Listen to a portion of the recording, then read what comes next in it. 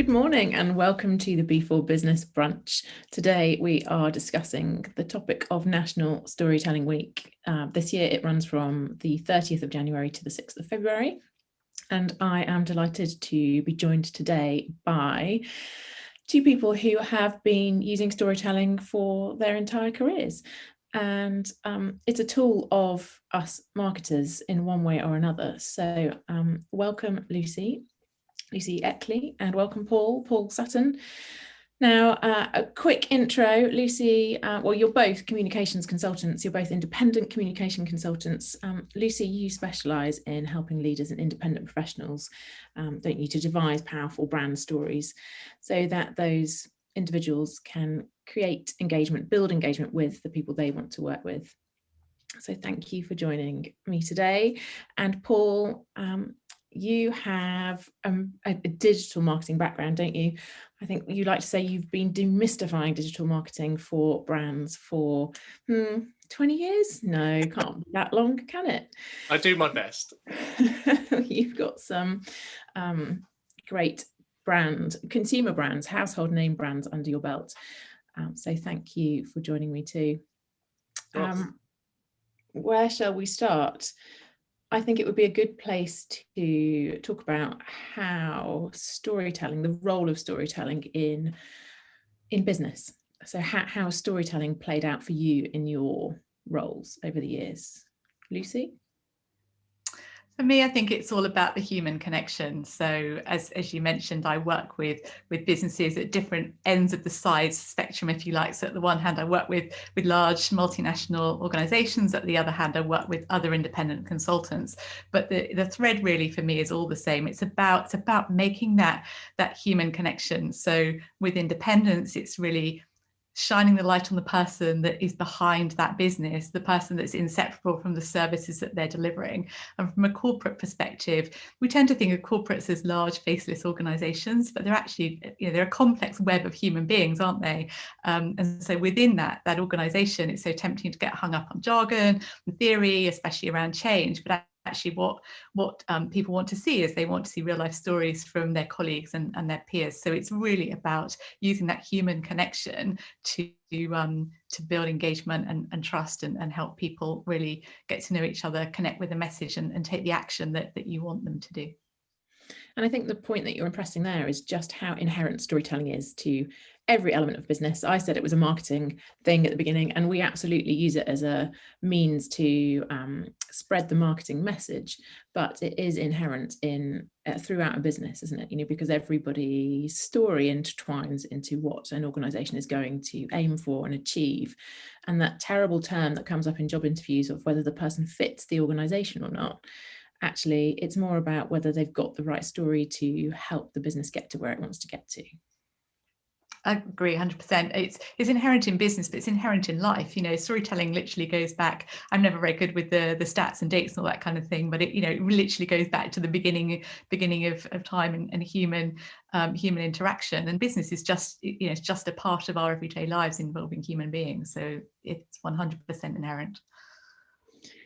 So, Paul, bringing your thoughts in on your experience, how has storytelling played out, or how does storytelling play out in business in your experience?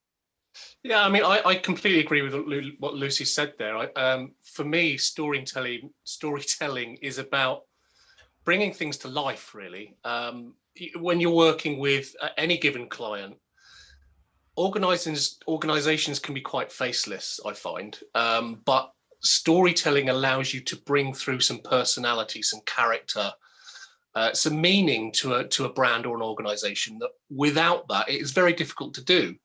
So whether it's, like I say, in my case, bringing social feeds to life or providing evidence behind things that your corporate messages or your personal messages are, there's a whole load of things that back up that initial appearance that is essentially storytelling. It's what allows that personality to come through.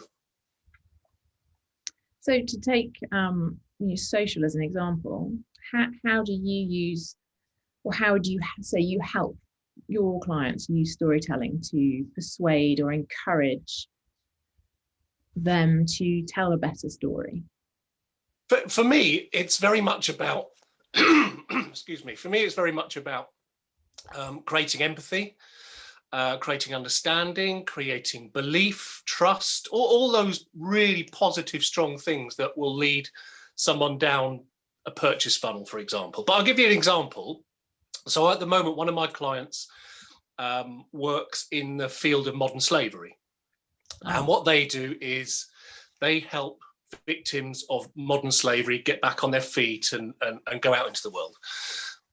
But without those personal messages, it falls a bit flat. So part of my job, as well as reflecting what's in the news and the important messages that the organization needs to get across, part of my job is pulling out some real personal stories that when you read them, you can't help but feel empathy and some kind of emotional connection. And for me, that's the thing, it's the emotion. And this, I know this is a charity example, but it equally applies to, I don't know, McDonald's. That emotion is really important. And in social, you can do that.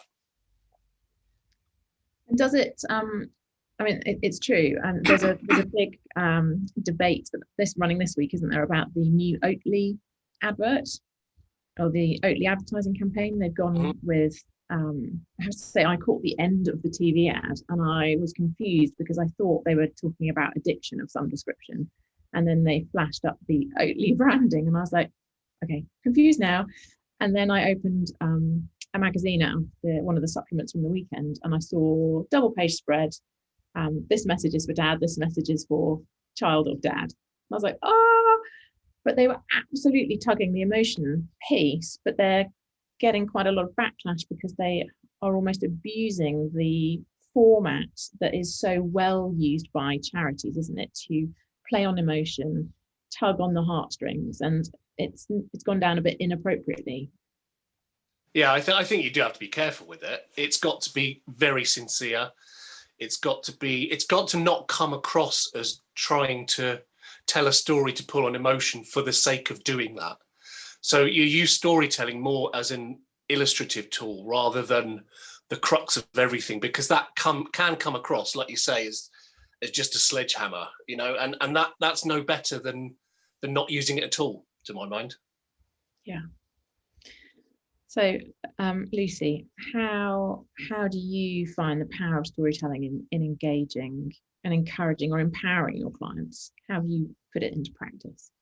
I think the empowering piece is really important. If I take the examples of independent consultants that I work with, so individual people who are their business, and the empowering piece is so important because for me, working with those clients is often a lot about confidence and clarity, and using social as the example just now, that's such a powerful way as an individual to get your story out there. But it's also quite frightening for a lot of people, especially people who have lived in the corporate world where they've been a one person in a large organization where they are not having to build a brand, they're living behind someone else's brand. They're maybe not even in a part of the business where they've had to be very aware of the brand, and then suddenly they have an opportunity to put themselves out there, but by telling their individual story that really sets them apart through their experience, their expertise, but the unique personality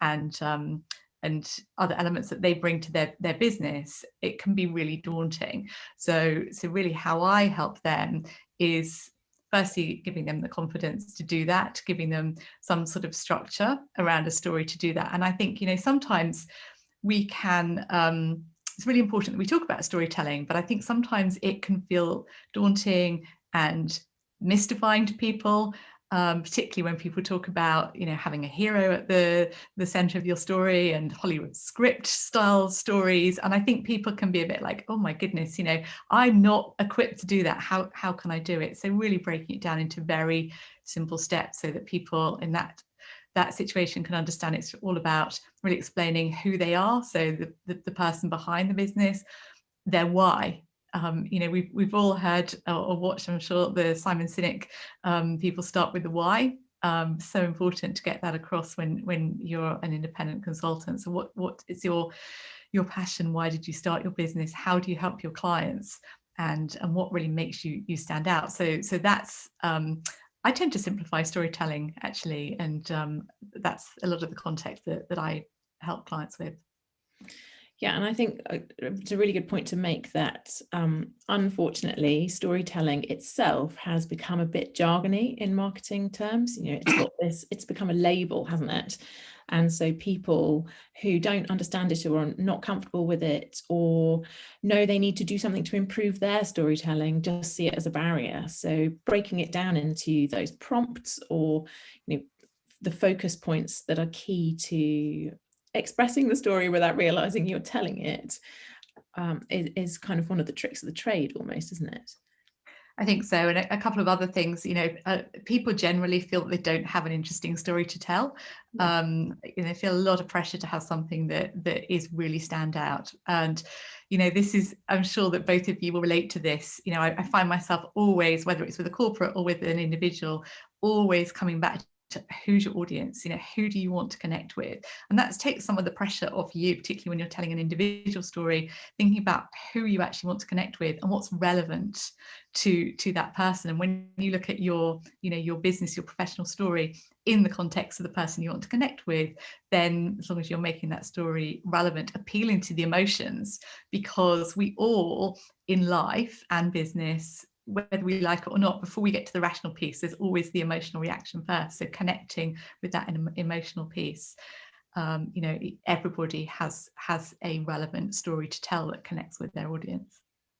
I think as well, there's a lot of misconception about storytelling in that your mind instantly goes to some kind of long story that we used to sitting down and reading to the kids, or, you know, you read a book or watch a movie or something like that. But storytelling in a communication sense isn't that. In fact, it can be boiled down to one or two words, literally. I was thinking, as Lucy was talking, you introduced me then by saying that I'd kind of like to demystify digital marketing. Those three words, demystify digital marketing, that is storytelling. And the reason I came round to that a couple of years ago now is exactly what Lucy was saying about knowing who my audience is and researching into them and the way they think about digital marketing. And that is a crux of storytelling. It's only three words, but it's doing exactly the same job as an entire book in some cases. And the power of identifying the need of your target audience is your ability to tell a story that resonates with them, because you will instantly tune in to, or they will instantly tune into what you're saying, because they recognize themselves and their own story in what you are saying you can resolve for them. And isn't that just the icing on the cake, really? And you see it all the time, but we have gone through a period, I think, where we were used to seeing it from big brands, where TV advertising dominated brand storytelling. And over the last 10, 15 years, it has become less powerful because actually we don't have to watch ads anymore. And we can also scroll past them most of the time on social too, or flick through past them in a magazine or a newspaper, if you still read them. I hope you do. I think Paul and I can probably debate that one for a while. So almost that getting to the point quicker, whether it's three words or in some cases one word and a stunning visual, is part of the power. Yeah. Yeah, it is. And I find this with my clients. So everybody wants to be able to get to that really succinct story. So, you know, if we talk about the classic networking elevator pitch, you know, explain to people what you do, that's a story. And, you know, that's told really succinctly can be so powerful, so that when your client hears that, your ideal client, they know instantly that you're talking to them. But it's a challenge. You don't get to that elevator pitch. I'm sure, Paul, you maybe didn't get to your three-word thing just on day one of your business. It takes you know, some big picture thinking, some really exploring who your audience is before you can distill it down to the shorter versions. And another short version is a testimonial. So a really good, powerful testimonial, super short, from somebody from your ideal client portfolio, that is actually a a mini story in itself, and that does have a beginning, a middle and an end. How was the client feeling? What were they experiencing before they worked with you? How did you help them? And what outcome did they get at the end? So there, you know, stories come in many, many different forms. Yeah, and as you say, you don't have to be the one telling them all the time. Other people can quite often do it for you. Yeah, brilliant. So, any particular favourite examples of storytelling from business, brands, big brands, little brands, that you fancy sharing?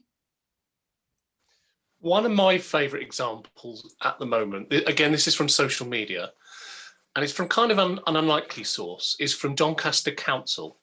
Okay. Now, I've worked with councils in the last couple of years, and they are very complex, safe organisations. They don't like to step outside of their comfort zone in any way, shape or form. Doncaster Council does a brilliant job on Twitter. I encourage everyone to look them up and follow them. What they do, not all the time, but on an occasional basis, they will want to make a point about, I don't know, everyone stay inside and be safe from COVID. Rather than putting a tweet out that says exactly that, they will put a thread out, which might be 5 or 10 tweets long, illustrated with GIFs and pictures and all sorts of stuff that is more akin to reading a storybook. So it will start off somewhere completely different, and by following this trail of tweets through, you'll come to the point at the end. It's classic storytelling stuff, and it comes from a source that you just wouldn't expect to see this stuff from. So it's one of these things, you've got to see it to really understand it. I appreciate it's difficult to say, but look them up, Doncaster Council on Twitter. They do a great job at this. So do you know what that reminds me of? And I think you may have been the person who pointed me to this example in the past, was the Isle of Scilly Police. Yes. Yep. I followed them on Facebook for a while because they did something very similar, almost tongue-in-cheek storytelling. So quite the opposite that you would expect from the police brand, and would say, well, you know, you'd never guess what, we've picked up this 15-year-old kid and he had something hanging out his mouth that didn't quite look like it should have been hanging out of a 15-year-old mouth, and this is what we did, and we trundled him off to mom and dad and whatnot. Yep. But again, they used good imagery to support it, and there was a very easy sense of lightheartedness in what they were doing, which perhaps was enhanced by the fact that it was in such contrast to the brand image that you would expect. And then a couple of years ago, I opened a Christmas present from my mom, and it was the book version of it. I was like, how amazing is that? Something so fun and somewhat trivial and quickly passing in time has become something I can put on my shelf forever and reflect on. Yeah. When you need it. Lucy. Yeah, so somebody that I really think does a good job of telling a story on social media from the sort of independent consulting world, and I've talked a lot about her before, is Natalieisson, who is a Kiwi. She used to be known as the suitcase entrepreneur, but I think she does a really great job on Insta stories of just doing an insight into her world. So you know, there's lots of business stuff. It's really, really clear to understand what she does in her business, but she just has this really natural way of taking you on a journey through her day. So she lives just outside of Wellington. She will go into the city and show what she's up to at co-working spaces. Obviously in New Zealand, they're still able to do some of that at the moment.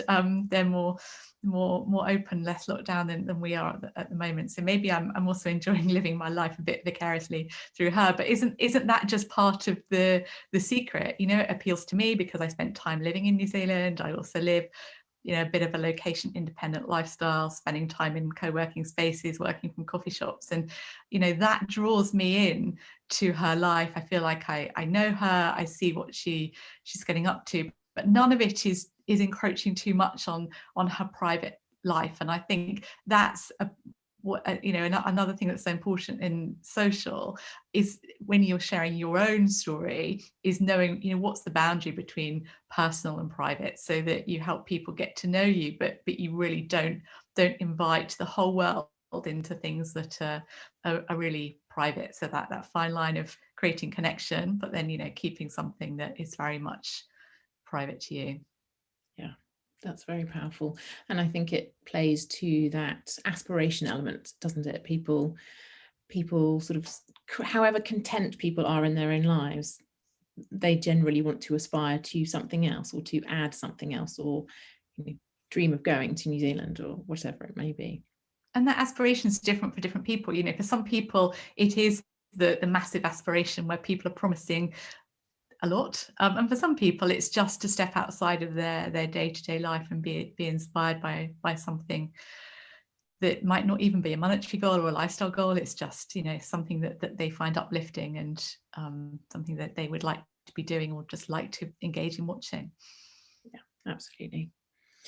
Yeah, and I was going to bring a very old story really to the mix, which but very industry specific for me, and I think that is the still played out story of Airbnb, and how everybody in the world knows that Airbnb started by 3 guys renting out spare beds in their loft space during South by Southwest, but during a conference, and from that there grew what is now the most influential business in travel. And it's and it worked because it made it accessible for everybody. Everybody thought they could do the same thing, and even if they couldn't then build a massive business off the back of it, they could have a slice of the success. And beyond that, it spurred the energy for the gig economy, and has gone on to be a noun and a verb. It's part of our everyday vernacular, and the simplest of stories to become something so powerful as it is now, for me, is a fairly telling point. So thank you for bringing those examples.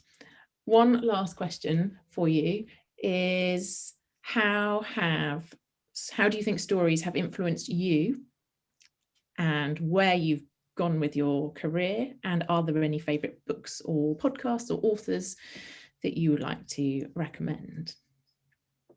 Oh, great question. Yes, it's massively influenced where I've gone with my career. Interestingly, not in the early days. So it didn't, I don't think, influence my corporate career. And I don't think I saw the stories that resonated with me in my corporate career. But as I started to look at becoming independent, then I was massively influenced by other people who'd gone before me. So particularly women who'd left the corporate world and were building an independent business, and just living, I think, a more balanced life. So, fulfilling career, but being able to travel or do whatever else they wanted to do in their lives. So massively shaped how I built my business, and also showed me the power of story, and then really opened my eyes to, as you opened this whole thing and said, Paul and I have been, using stories our whole career. I suddenly realized that, and I realized the power of story and how I could teach that to other people.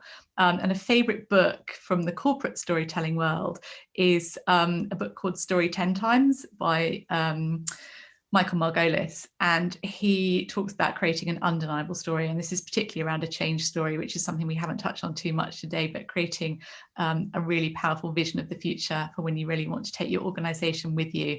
So creating that undeniable story that people, before you get into the detail of it, they just cannot disagree with the vision of the future that you want to create. So he says, if everyone is aligned behind a big story, then together you can move mountains. And I think that's really powerful. That is, yes. Thank you. Paul? Yeah, I think for me, I tend to agree with Lucy on this. When I was agency side, which I worked for a long time, 10 plus years, 15 years, I think stories, although they were part of everything I did, I didn't really think about it. It was just something I did. And again, akin to what Lucy said, when I set up independently, you're almost forced into a position where you've actually got to start taking this stuff seriously, because if you don't promote yourself the right way, you're never getting any business, and it's all on you. And I gave that example of how I've used it in my business, and you, Lucy, said to me, well, that probably didn't happen quickly. It didn't. I mean, it took me 3 years probably to work that out. But once you've done it, everything you do kind of can fall underneath that once you know your story. So, you know, I run a podcast, I do a conference, well, when I can do a conference, and all the other bits that I do now are because of that piece of work. Or it was a conscious piece of work as well, about digging into what my story is.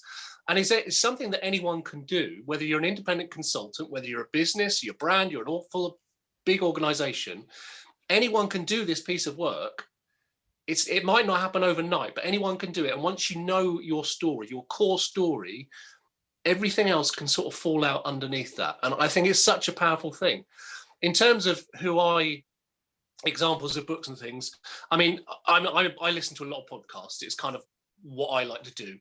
The best example of storytelling that I know of is the Reply All podcast, which is about the internet, but they tell a lot of different stories about different versions of digital and the internet. And it just makes a really interesting listen. And the way they structure their stories is something that I think resonates, and you remember them. And that's the key to it, remembering stuff. Yeah, it is, isn't it? And I am currently reading the BFG to my 6-year-old, and the memories are flooding back of when I first read it as a child, and the possibilities it suggested in its nonsense words. You know, actually anything is possible. We still get it. It's like that that knack where they change the order of the letters in the words, but they keep the first letter the same. You can still read it. The story is still there. It's just your brain is working in a slightly different way to comprehend it. So the BFG, I think, is reteaching me the joy of storytelling, but also the fun you can have with it. And then my favorite business book that I recommend to others and reflect on quite often is Don't Make Me Think by Steve Krug. And there's a chapter in it called Omit More Words. And I think that comes back to how quickly you can deliver your story in as few words as possible. And it's often hard to do it yourself. So to go through with a red pen and cut out all those flowery words that nobody else will understand really does help you get to the crux of what you're trying to get across. So thank you both. There are some really helpful points in everything that you have brought to the conversation today. Thank you for your examples. Thank you for your recommendations throughout, and particularly for your book suggestions and podcast ideas.